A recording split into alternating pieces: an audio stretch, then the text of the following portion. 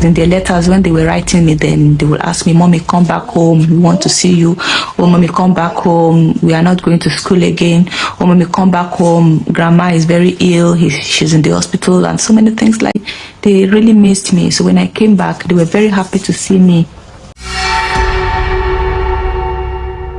I was missing my kids, because my mother is very old, my dad is very old, and I'm the eldest in the family. I was the person taking care of the whole family, and this type of thing happened to me. There's nobody to take care of the kids apart from me. That's why I was so depressed, because I didn't know something like this would happen to me. I used to go to my mom. I said, what happened? If our mother is dead, you should tell us. I said, no, I can't handle it anymore. I have to write them and tell them, that I'm in prison.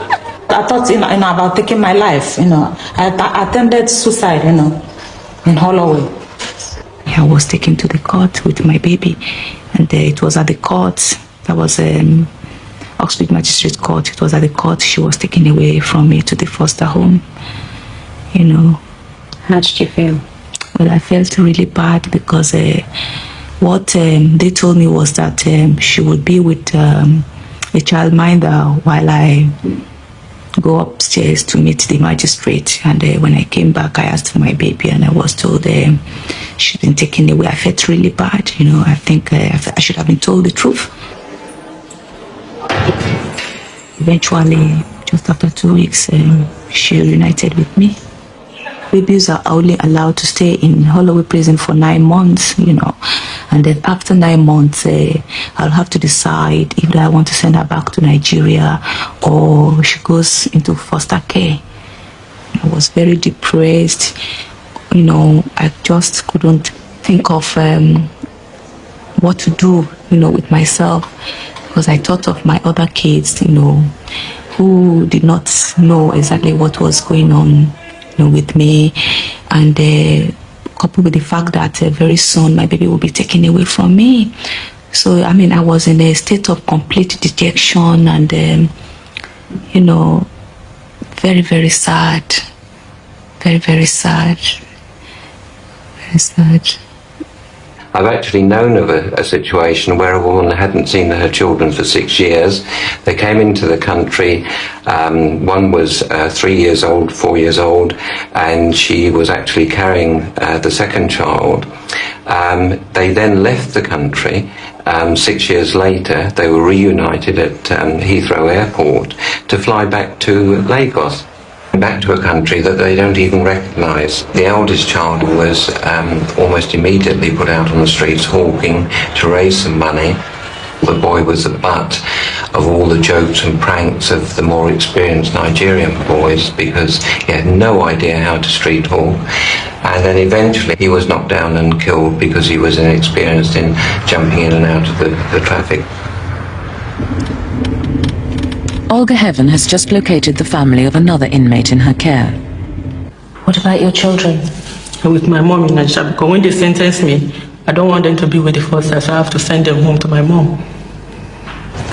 I know now she will look 80 years old. It really affected my mom. Olga wants to involve Henrietta's family in an appeal. I am Olga Heaven, yes, and I've been working with your daughter for quite some time, maybe 4 years now. And we're at a point in where we might be able to get her appeal heard. But there's a lot of things in her case that we need to go through. Yeah? When this case came up in court, my sister, everybody in the family felt so disgraced, felt so humiliated, and we felt it should be fought with all the resources that's available at her command. Mm-hmm. In fact, my sister sold almost everything she had to pay for the lawyer, hoping that she would get justice. You know, when all this happened, because anyway, you told me that the family doesn't want to talk to her. I think especially you want nothing to do with her. Whatever my annoyance in the past, I know Henrietta was not guilty. The only thing that worried me is how did that man ever come her way? I was told that somebody is bringing in drug, and the man said he was delivering the drug to my flat. He had my address with him when he was interrogated at the airport. Or maybe my telephone number, I don't know, because I never answered, because the custom told me that he described my place to them, that he was bringing the drug over to my flat because I gave him the bag to help me as excess luggage. Drug was it? Heroin. Well, what are you going to do while you're here? Just for my kids. Shopping. Acting on information supplied by the courier already in their custody, customs officers went to Henrietta's flat, where they found some money, but no drugs. They went into my room, the Sergio room, they went into the other room, they went into my bathroom, the Sergio, whole house, upside down.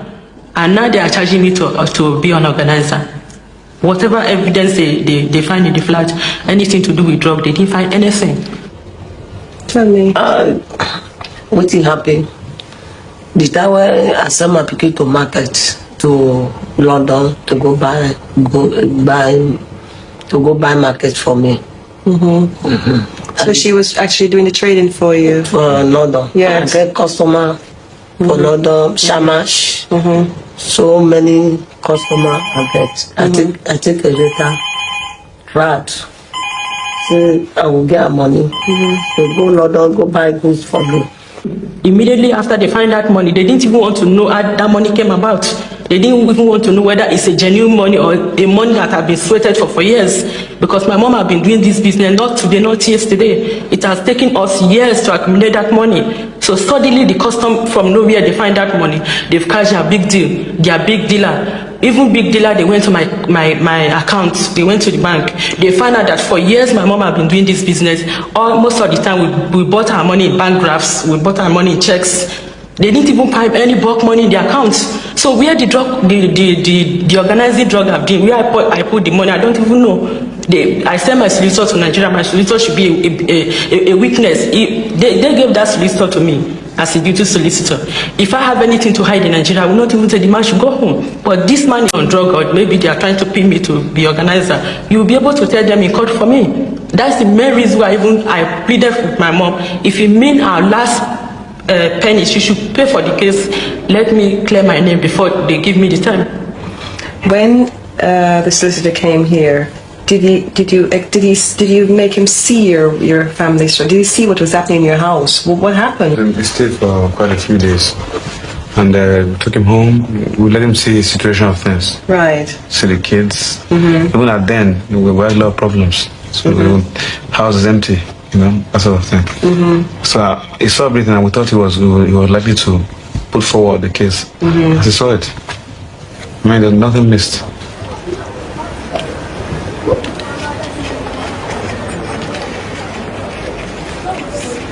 I didn't even tell my barrister what he saw in Nigeria. Nothing was said in court. Nothing was said in court. Then the last minute, the judge knew we paid for this case. And my mom got that money to pay, and how they gathered up to pay for that money, they didn't know. Automatically, my charge was changed from daily consigned to organizer. What I supposed to have organized, I didn't even know. We have to, as lawyers, bear in mind that there are special needs for a foreigner on trial in a foreign country, and we have to give that energy to those defendants. And I think that perhaps too often that's forgotten.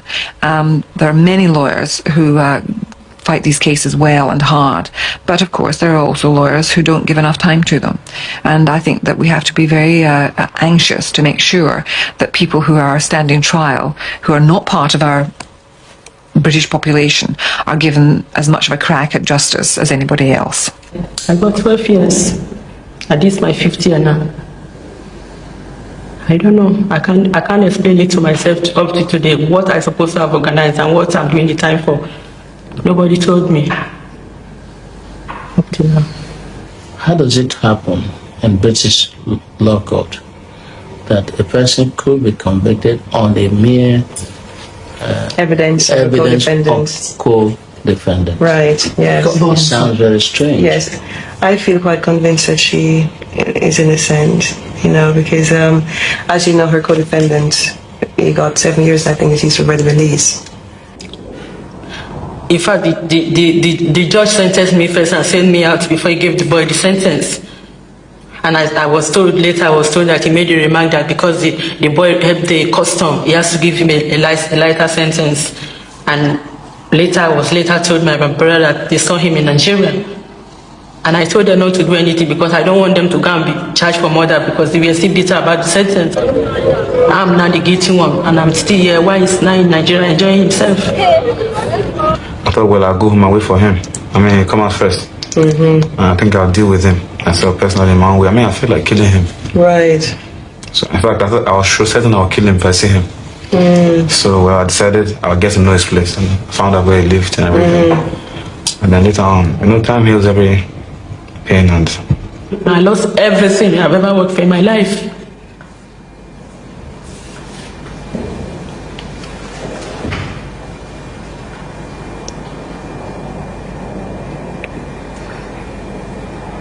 I don't even want to talk about these bits.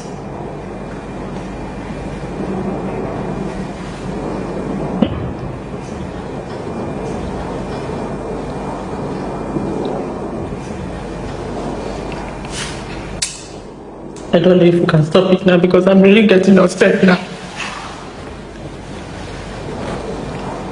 Well, I have satisfied myself that she would have committed that offense. So if she comes back, we'll do our best To support. to support. Yes, you know. yeah. That's And good. that's the only reason why I will support, because I have convinced myself that she was never involved in that. That's good. Yes. That's good.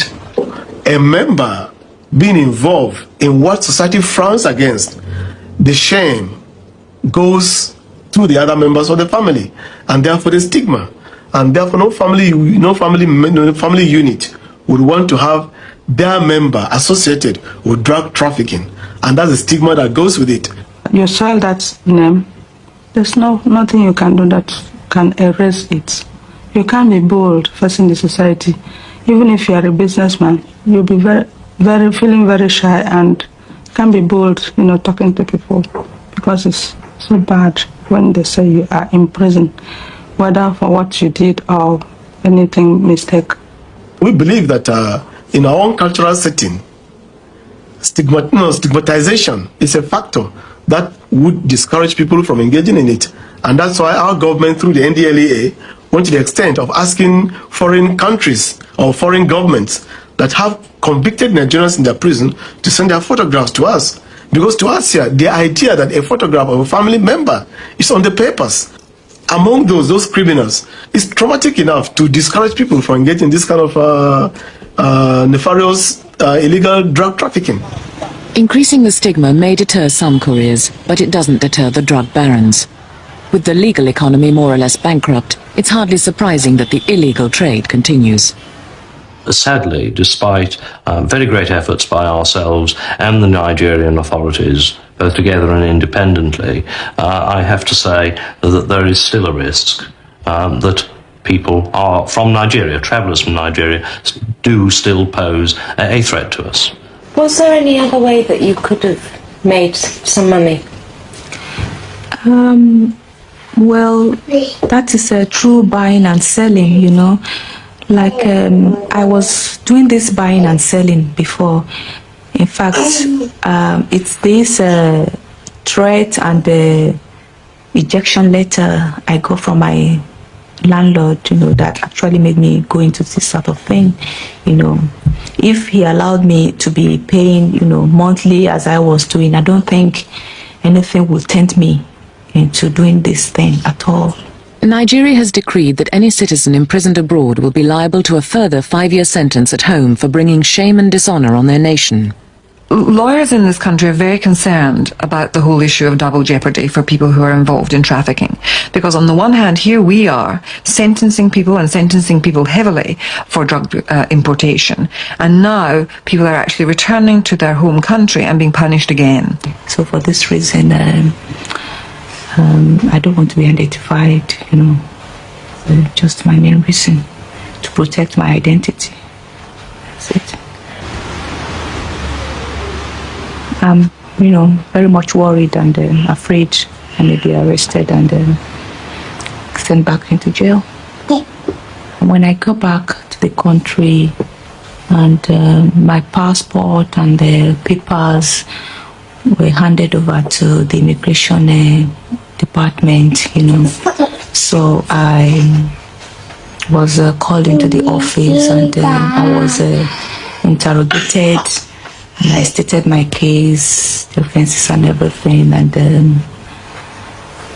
I was asked, what do I want to do now? So I said, all I want to do is to get back to my children and my family, because I've been away for so long. I've been in prison, and they said they've read everything about it in the paper. So I begged that they should please save me the trouble of going back to jail, if I am arrested again here. So they wanted some money, which I was able to give to them after a week, before my passport was given back to me. It really ruined my life, but I feel with God that He will send someone, Messiah, to help us out. Because now I know I am getting over it, but not quite. The only thing we need now is the money to establish something doing. And the moment it is like that, I know I can live on my own, feed myself, take care of my family, have a house, because where we are living is a rented house, and they have been pushing us from here to there, and it has not been easy to get a place. On release and deportation, the long-nurtured relationship with Olga can facilitate the family reunion. When I was arrested, I refused not to give them the address until I met Olga Heaven of, then it was Women in Prison. And then I told her exactly my story. And then I told her that I would love my sister and my mom to write me. But I don't know how my mom will handle it if she hears about it. And then she asked me if it will be okay for her to write them or phone them. Then I said, all right, she could write, and she did write them, and they reply. And she got the letter, and then sent the letter to prison for me, and then advised me to tell them. I said, all right. She was sentenced 5.5 years ago. She's due to go home next week. And that's what she looked like when I saw her first. But I think for her, time has stood still. She still, when I speak to her now, never relate to anything from 5 years ago. She's always going back. But I think it's one way of not accepting the length of sentence she had. I have 4 children, and they are lovely. They are lovely kids anyway, but I do really miss them because I cannot see them. Christy was released from Style Prison on August the 3rd this year. By nightfall, she was in Lagos. Her husband has left her. The kids are with her mother, her elderly mother, and with the help of her junior sister. But she is one who is a little bit luckier than a lot who's coming through, because at least she had a family back up there. The majority hasn't got that.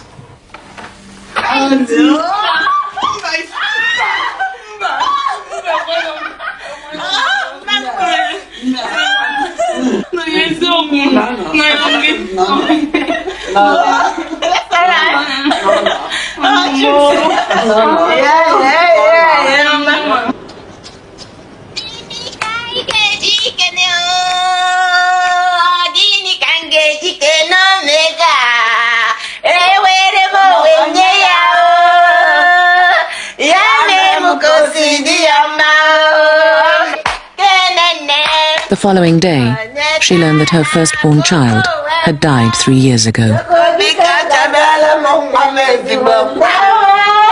Since I came back home, it's been very, very difficult. Just have to start all over again, I've lost my home. I don't have a house. I don't have a roof on my head now. Managing with my old mom in her one-room apartment, and nobody's ready to help. You see, nobody's ready to help. And for some of them who got to know of what happened, they have been very, very, careful and withdrawn from me, sort of. So because of this, I sort of keep to myself all the time. I don't go to see any of them. I stayed in the house, and when I need to go out, I go out very late in the night. What about your husband?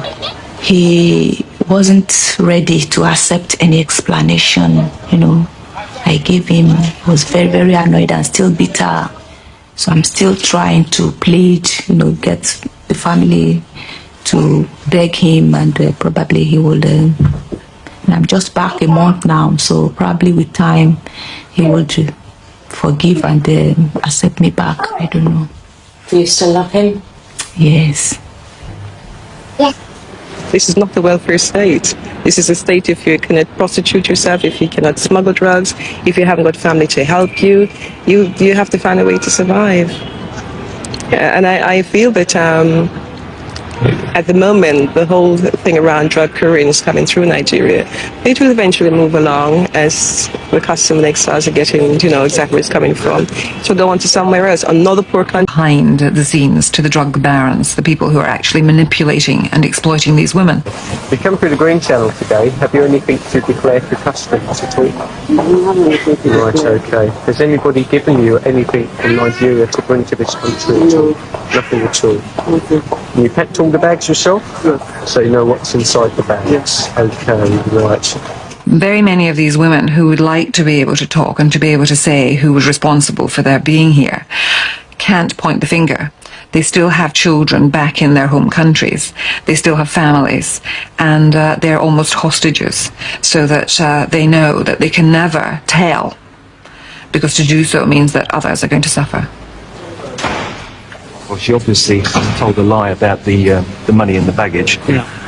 And if there's nothing on the search of person, then I suspect that she might have something inside her. She's also got the type of gel that you use that can be used for lubricating packages. So, well, I suspect that she might well be involved with something. If there's nothing on the person, and she's just emerged now, then I'm going to arrest her on suspicion of having packages concealed internally, and we'll take it from there. Okay, go ahead. Okay. I suspect, right, that you may have packages of drugs inside your body, okay? And because of that, I'm arresting you now at 11:35 on suspicion that you have drugs concealed inside your body. You don't have to answer any questions unless you want to, but what you say may be given in evidence. Do you understand what I've just said to you? Yeah. Okay. Now, another customs officer will come and tell you what your legal rights are as an arrested person in this country. But what will follow from that is that we will need to be satisfied that you have no drugs in your body. And in order to do that, one of the things that we can be guided by is we can be guided by a urine test. Okay, where and that will give us some indication. So if you're happy with that, yes? But you're under arrest at the moment, okay? So if you just bring your baggage, we'll go and see the other officer, the other customs officer, and he will tell you what your legal rights are as an arrested person. In this case, the test was negative, and the woman was released from custody.